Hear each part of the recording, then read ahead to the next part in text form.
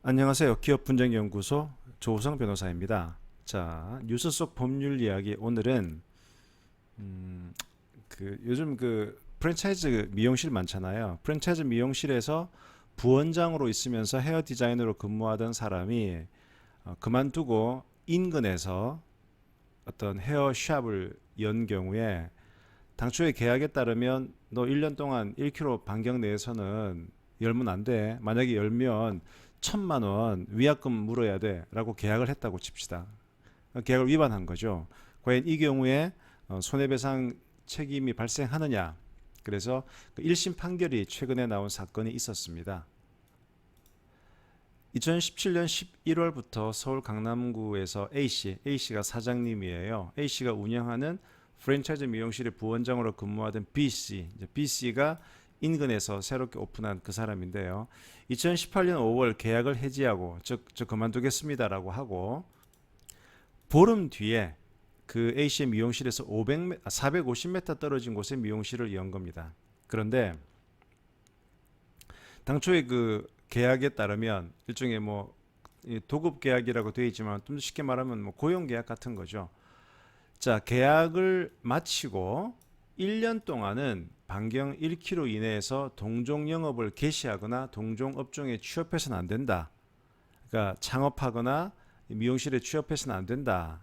만약에 이걸 위반하면 위약금 1,000만 원 지불한다. 이런 계약을 체결했던 겁니다. 그래서 당신은 이 계약을 위반했으니까 1,000만 원 내놓아라. 배상을 청구했는데 이에 대해서 법원은 어떻게 판결을 내렸느냐. 1심입니다.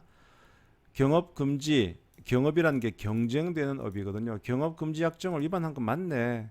그래서 1,000만 원 지급할 의무가 있다라고 하면서도 다만 깎아줬어요. 500만 원으로. 위약금은 깎아줄 수가 있거든요. 그러면 깎을 수 있는 사유를 크게 두 가지를 든 겁니다.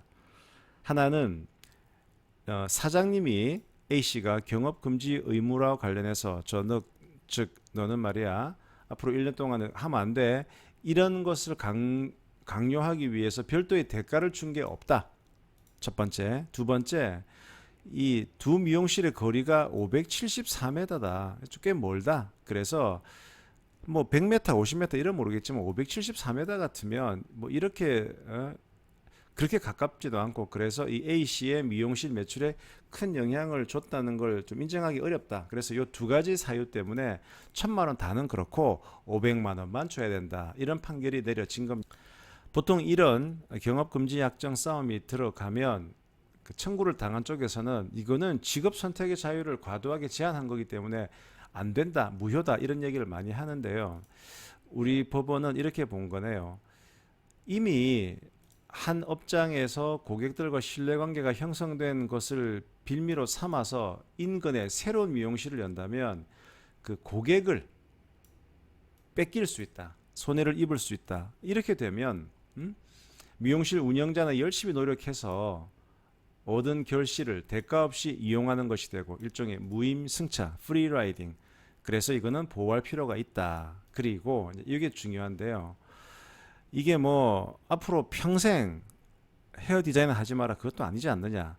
1년이라는 기간 제한을 뒀고 또 지역적인 1km 적어도 1년 1km 이거는 그렇게 과도하다고 볼 수 없다. 그래서 정하고 싶으면 1km 벗어난 지역에서 하면 되고 또 1년이 지나면 1km 내에서도 개업할 수 있기 때문에 이게 무슨 과도한 제한이라고 보기 힘들다라고 판결을 한 겁니다.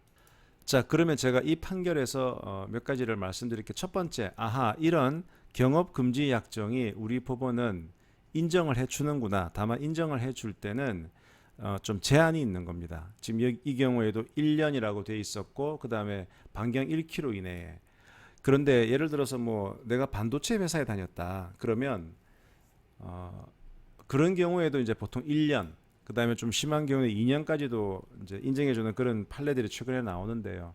그런데 이런 경업금지 약정에서 가장 문제가 되는 것은 뭐냐면 이 경업금지 약정이 유효하게 되려면 별도의 대가를 지급해야 된다는 게 우리 법원의 판례예요. 그러니 즉 뭐 일할 때 월급 준 거 말고 자 너 이제 그럼 나간단 말이지. 너 나갔는데 1년 동안은 이거 하면 안 돼. 라는 약속을 강제를 하려면 뭐 1년 연봉을 다 줄 필요는 없다 하더라도 어느 정도의 의미 있는 금액은 줘야 되고 그런 금액을 안 주면 그런 약정은 효력이 없다라고 보는 게 우리 판례인데 지금 이 1심 판결에 제가 봤을 때 논란의 여지는 분명히 대가를 지급하지 않았어요.